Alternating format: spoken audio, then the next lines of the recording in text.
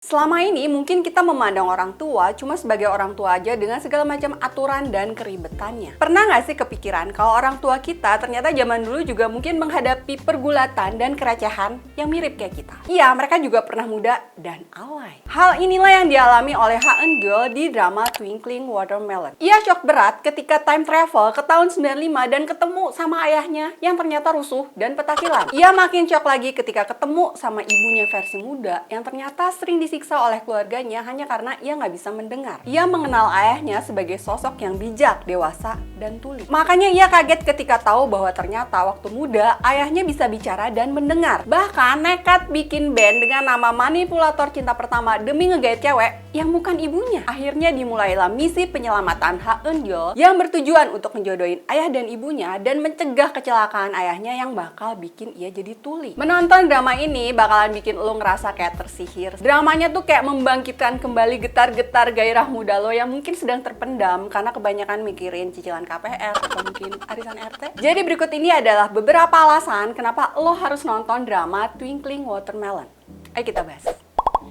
Kekompakan anak band Watermelon Sugar. Masa muda tuh emang indah ya. Naksir-naksiran cewek, bikin band bareng, terus bikin lagu juga, cemburu-cemburu lucu, bahkan ikutan di festival musik. Masa muda tuh emang harus kayak gitu ya, bersinar kemilau supaya bisa disimpan dalam hati dan dilihat kembali ketika kita sudah dewasa nanti dan lagi ngadepin masa sulit. Walau niat awalnya bikin band Manipulator Cinta Pertama demi ngegait cewek, tapi ujungnya mereka malah jadi kompak. Sayangnya sebelum perform, nama bandnya diganti jadi Watermelon Sugar yang terinspirasi dari lukisan semangka karya Frida Kahlo. Tapi sebenarnya alasan utama kenapa mereka setuju ganti nama band bukan karena filosofi atau maknanya, tapi biar kelihatan keren aja dan kalau ada fans cewek yang nanya bisa gaya. Mengintip kehidupan Koda atau Children with Deaf Adult. Hal paling menarik dari drama ini adalah karena tokoh utamanya Ha Eun-gyeol tumbuh di keluarga yang unik karena seluruh anggota keluarganya tuli. Ia harus berperan sebagai suara yang menghubungkan antara keluarganya dan dunia alias jadi penerjemah. Berbagai kesulitan bahkan diskriminasi harus diterima karena keterbatasan mereka. Para aktor yang main di drama ini juga beneran keren sih. Mereka tuh bisa banget menyampaikan emosi hanya lewat ekspresi dan bahasa isyarat aja. Tapi berhasil bikin kita nangis. Walau tetap ada voice overnya alias dubbing, tapi acting mereka ketika pakai bahasa isyarat tuh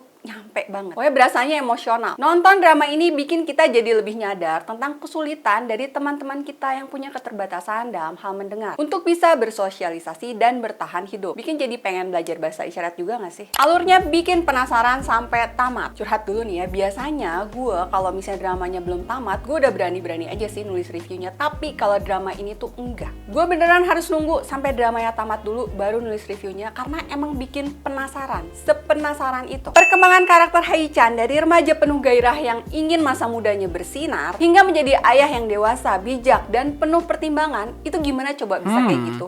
Kepo kan? Dan ibunya Eun-gyeol yang ketika mudanya itu jutek dan getir banget karena tidak diperbolehkan belajar bahasa isyarat, kok bisa-bisanya bertransformasi menjadi ibu penyayang dan ceria dan selalu tersenyum sama anak-anaknya.